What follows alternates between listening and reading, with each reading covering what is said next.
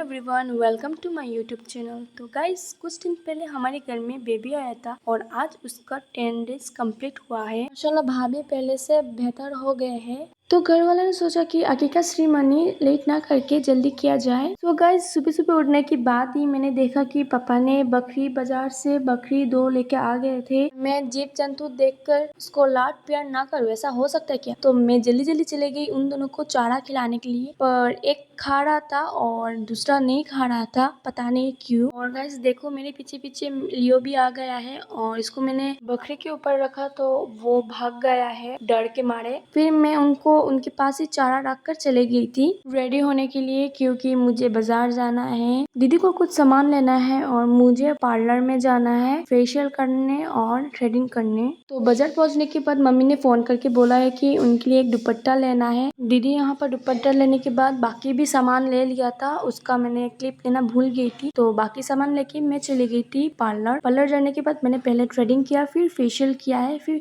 Facial करके हम निकल गए थे विशाल मेगा मार्ट के लिए। विशाल मेगा मार्ट में दीदी को कुछ सामान वगैरह लेना है तो वही ले रहे थे, बिस्किट वगैरह, क्योंकि आकिका है तो लोग आएंगे तो उनको चाय पानी तो देना ही पड़ेगा इसीलिए। और पास्ता भी ले लिया है कि रात में मुझे कभी कभार क्रेविंग्स होता है कुछ खाने का, तो इसीलिए मैं विशाल जाऊँ और मैं बदमाशी ना करूँ, ऐसा हो सकता है क्या? बदमाशी करने के बाद दीदी और मैं आ गए थे जो लिया था उसका बिलिंग करने के लिए। बिलिंग करके निकलने के बाद मैंने पहले खाया आइसक्रीम, शाम भी हो गया था तो हम दोनों निकल गए थे घर के लिए। घर पहुंचने के बाद देखा मम्मी अदरक लहसुन छिल रहे थे, मैं भी लग गई थी उनको हेल्प करने के लिए। लहसुन अदरक छिलने के बाद मम्मी चिकन काटने लग गए थे और मैं दीदी भाभी मिलके सब्जी काटने लग गए थे, क्योंकि सुबह सुबह कुक आ जाएंगे और खाना पकाने लग जाएंगे तो सुबह में टाइम ही नहीं मिलेगा, क्योंकि सुबह में बहुत काम है और आफ्टरनून से सबका दावत है, तो इसीलिए सब कुछ रात में रेडी करके रखना पड़ रहा है। Good morning guys. तो सुबह सुबह उठने के बाद मैंने मुंह धो के चली गई थी किचन में चाय पीने के लिए। तो यहाँ पर जाके देखा भाभी चाय पी रहे थे, फिर मैं भी बैठ गई थी चाय पीने के लिए। फिर के बाहर जाके देखा तो बकरी दोनों हलाल हो चुके थे, सुबह के 10 बज चुके हैं और मेहमान लोग कभी भी आ सकते हैं। तो आद्यन का दादी और उसका मम्मी मिलके उसको नहला रहे हैं और नहलाने के बाद मैंने उसको क्रीम पाउडर लगा के नया कपड़ा पहना के रेडी कर दिया था।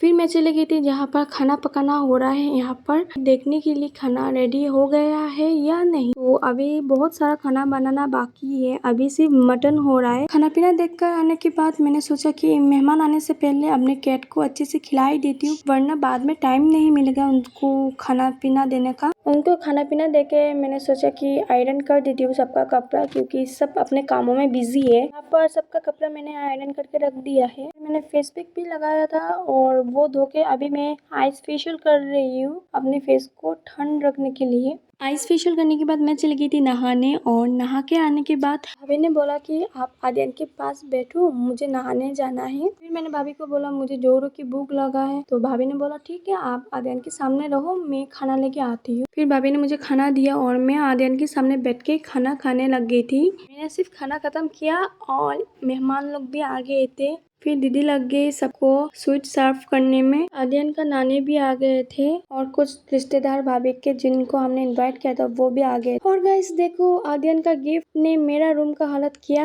है। प्रोग्राम खत्म होने के बाद इसको ठीक करना मेरे लिए बहुत बड़ी बात होगा। फिर रात हो गया था और रात में और भी लोग आए थे आद्यन को देखने के लिए। बातों में बहुत ज्यादा रात हो गया था तो सभी बैठ के थे खाना खाने में, सिवाय मुझे छोड़कर, क्योंकि आद्यन मेरी गोदी में था और वो सो रहा था और मैं नहीं चाहती थी वो डिस्टर्ब हो। मान लोग जाने के बाद मैंने और दीदी ने अच्छे से घर ठीक ठाक कर दिया था और सिर्फ मेरी रूम बाकी थी, तो मैंने भैया को बोला है कि मेरा रूम का सामान अच्छे से रख दो एक साइड में, कल अच्छे से सेट करेंगे ध्यान और उनके मम्मी पापा के रूम पर। सब काम खत्म करने के बाद मैं बैठ गई थी खाना खाने के लिए। खाना खत्म करने के बाद मैं बदमाशी करने लग गई थी। मेरे नानी उस दिन रह गए थे तो मैंने सोचा कि उनके साथ कुछ बदमाशी किया जाए। तो मैंने आइस क्यूब लेके कपड़े के अंदर उनके डाल डाल दिया था। फिर हम लोग कुछ देर मस्ती करने के बाद सो गए थे और सुबह उठने के बाद घर का हालात देख सकते हो गाइस। अभी रूम से आद्यान का सामान उनके मम्मी पापा के रूम पर शिफ्ट हो रहा है। आकिका सेरेमनी के दिन बेबी का फोटोशूट नहीं हो पाया तो इसको जल्दी जल्दी नहला कर हमने इसको अच्छे से कपड़ा पहना कर फोटोज कुछ क्लिक कर दिया था हमने। आज के लिए इतना ही। थैंक यू मेरा पूरा ब्लॉग देखने के लिए।